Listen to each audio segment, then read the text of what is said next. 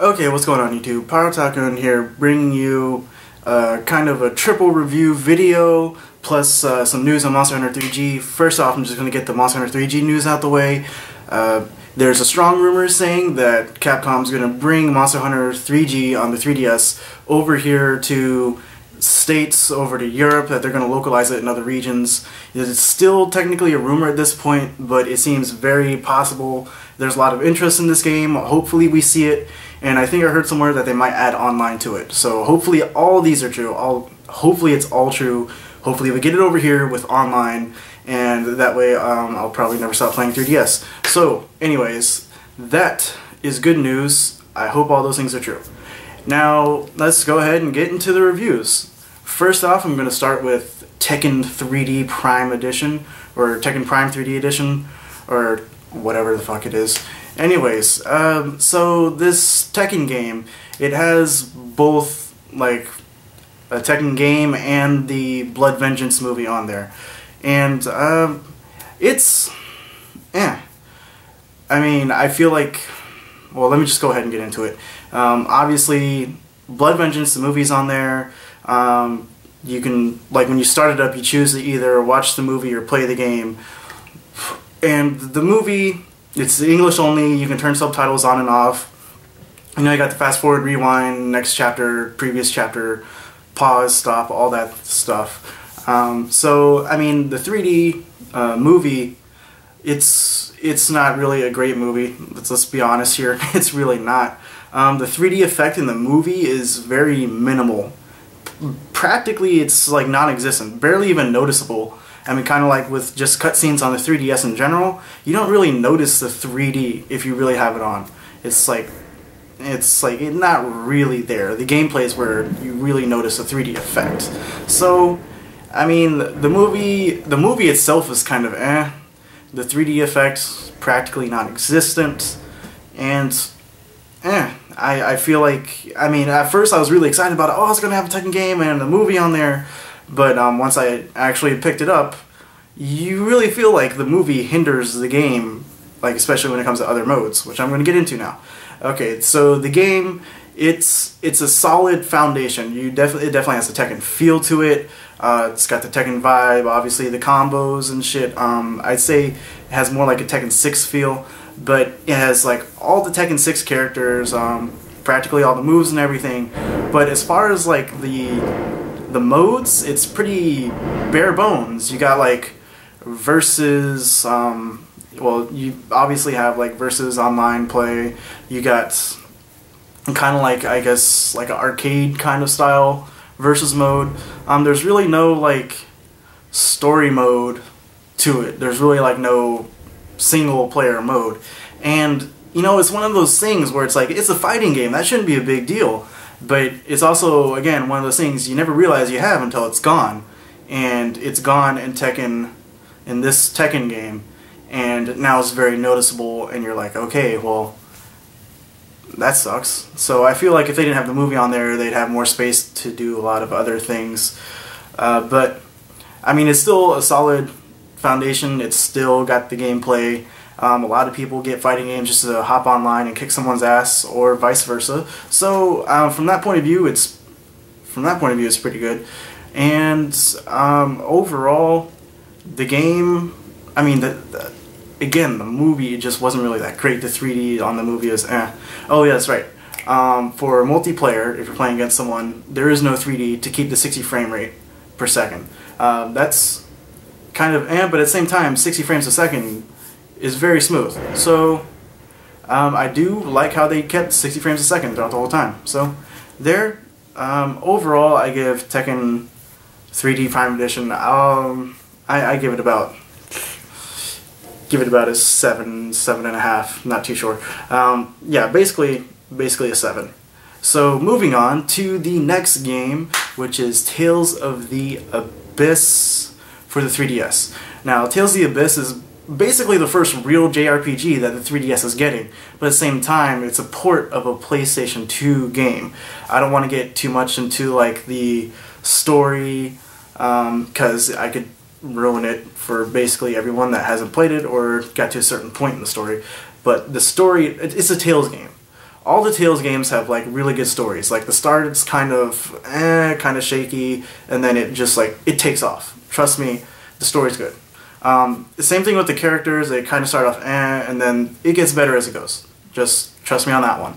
So for those of you at the start and like, I'm not really feeling the story of the characters, just give it a bit of time. But there's that. The gameplay, it's obviously a Tales game, so the actual battle system is pretty cool. Action RPG kind of style. You got your standard attacks, and then you got your arts, and then for the Tales of the Abyss, what they have is their own like kind of thing is the phonic system with the area of effect, and if you like cast a certain number of arts that are of a certain element, you kind of create this little phonic circle, and if you do compatible arts in that circle, the arts change into like a different element. It can get kind of complicated, but it's pretty cool. So, I mean, the gameplay is really good, the story, the characters are all really good, but I think the main fault of this game is that it's just a PS2 port. Like, normally, when they port over a Tales game over to another system, it gets upgrades, it gets more voice acting, more characters, more, you know, side missions, costumes, something. It gets more of something. It's the superior version. But in this case, from the PlayStation 2 to 3DS, the port of Tales of the Abyss is exactly the same. There's no improvements at all. Basically, all they did was add the 3D to it. And obviously, the 3D isn't adding... It's not adding to the actual gameplay itself like it did with Super Mario 3D Land. So, I mean, the 3D, it looks nice, but it's not adding anything to the game. When they ported over the game, they didn't add anything to it. It's just a direct port of Tales of the Abyss. And it's still a very solid game, but the fact that they were so lazy with it, it really turns me off. Because like I said, whenever Namco Bandai ports a Tales game to anything else, it gets a lot of new features. So that's very disappointing. And but it's still a very solid game. But again, the lack of upgrades. So Tales of the Abyss, I really have to give it about a 7.75. I'm sorry, but a laziness with the ports. It's still a very solid game. If you haven't played Tales of the Abyss before, if you have not played it before, you definitely need to pick this one up. You definitely need to pick it up for 3DS if you have a 3DS. If you have a PS2 and no 3DS, you haven't played Tales of the Abyss before, pick it up on PS2. If you've already played it before on PlayStation 2, there's no need to get it on 3DS, basically. That's just how it is. And the final review I'm going to do is Resident Evil Revelations. This game is built ground up for the 3DS. It's amazing. This is probably the strongest game on 3DS right now. I take that. It is the strongest game on 3DS right now. It's kind of setting a new bar for how I expect 3DS games to be.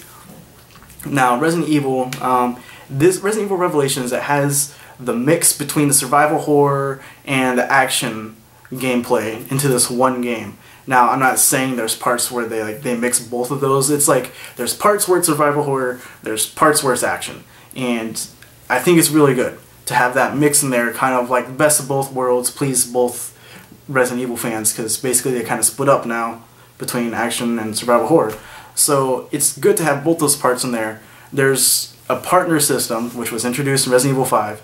I mean, it's kind of here in Revelations, but it's not really as annoying. There's not parts where like you have to have your partner do this and that. I mean, there's very, very few, and it's not like annoying. I mean, there's still a lot of parts where you're out on your own. Your partner isn't useless. Your partner does stuff.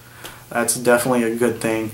And even for the survival horror even for the survival horror parts, having a partner, it doesn't take away from that kind of survival horror experience. Like, it still feels pretty creepy. But there's a lot of parts where, like I said, you're out and about by yourself. Okay, so got best of both worlds. Later on, stuff. The story, it starts off simple, it gets kind of intricate, it gets pretty good. So I think the story is pretty good. And a lot of people are complaining about the new characters, Quentin Keith. I don't see exactly what the big deal is. I thought they were alright. What can I say? I thought they were okay, so don't see what that big fuss is about. So we got that. The gameplay of the game. There's a lot of different control schemes you can use. They have a shit ton of different options to change around the controls. Like I played the first 4 chapters without the Circle Pad Pro, and it kind of felt like, you know, your old school classic Resident Evil. You know, you press a button, stand in place, and then you use the circle pad to move around, and then, you know, shoot. Move around the thing. You don't actually physically move around, but to aim and then shoot. And like I said, it had a very classic Resident Evil feel to it. And for the first 4 chapters that are kind of like heavily survival horror, it felt like an old school Resident Evil game. So there's that. Later on down the line, I managed to find a Circle Pad Pro. I picked it up. It was the last one they had. So I picked up the Circle Pad Pro, and with the Circle Pad Pro, I should do a separate review on it entirely, but it feels a lot more comfortable to hold. Obviously, with the dual nubs, it definitely feels more like a modern kind of like shooter. Basically, obviously, first the left control stick, you move around, the right control stick controls the camera, and then you can aim and shoot and move at the same time, so it has a more modern feel to it. It just depends on your taste, really. If you like the classic Resident Evil feel, then don't use it. If you want the modern run and gun kind of feel, then get the Circle Pad Pro, use it. I mean, both control schemes worked. There's still other control schemes out there. You can even use the gyro controls. I haven't done that. I haven't played with gyro controls yet. But, I mean, they got control scheme for everyone, basically, is what I'm saying. So, I don't want to hear anything about the controls suck, because there's a lot of different controls, and if you don't like any of them, then you're just a retard. Anyways, so there's that. Like I said, story, characters. Oh, right. The raid mode. Raid mode is pretty beast. It's pretty fun, I'm not gonna lie. I've had a blast with raid mode.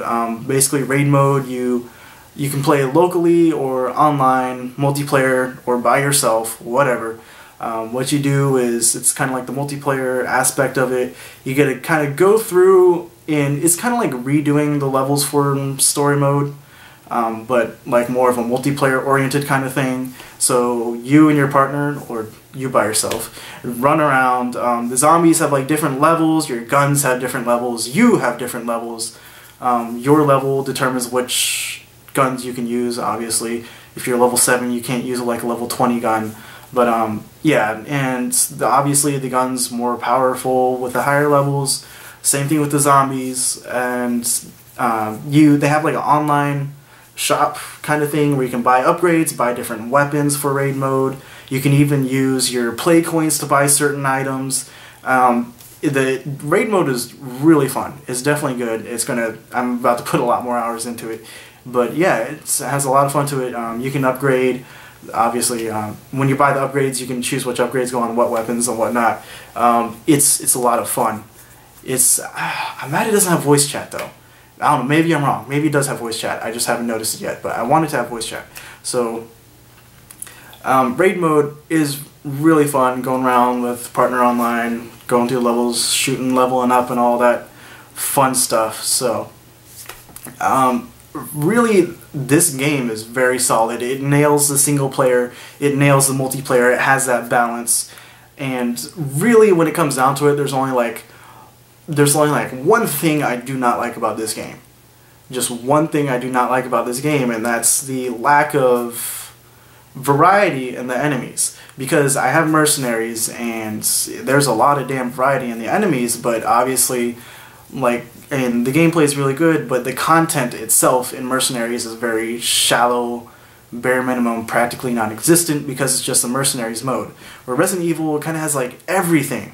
Has great single player, great multiplayer, great story, good characters. It has the survival horror and the action feel. Has good online co-op play, but there's only like a handful of enemies you actually fight throughout the entire game, whether it's raid mode or regular story mode, and that's really the only thing I don't really like, is just a lack of variety. Like even in story mode. If story mode had like the lack of variety, but on raid mode they had like everything that fucking mercenaries and everything had, that would have been badass. but it's still pretty badass. So that's really the only thing turning me off about the game. It's not even a big deal, really. But Revelations definitely setting a new standard for 3DS. Go pick this up. If you have a 3DS, go pick this up. This game is amazing. And Revelations, in my opinion, is a 9.75. It's really good. It's one of the best games I've played in a long time. It's really good. Story mode, I clocked in about a little under 10 hours, like 9.5 or something. But anyways, I should be done talking. Go pick up Revelations. Hope you enjoy the reviews.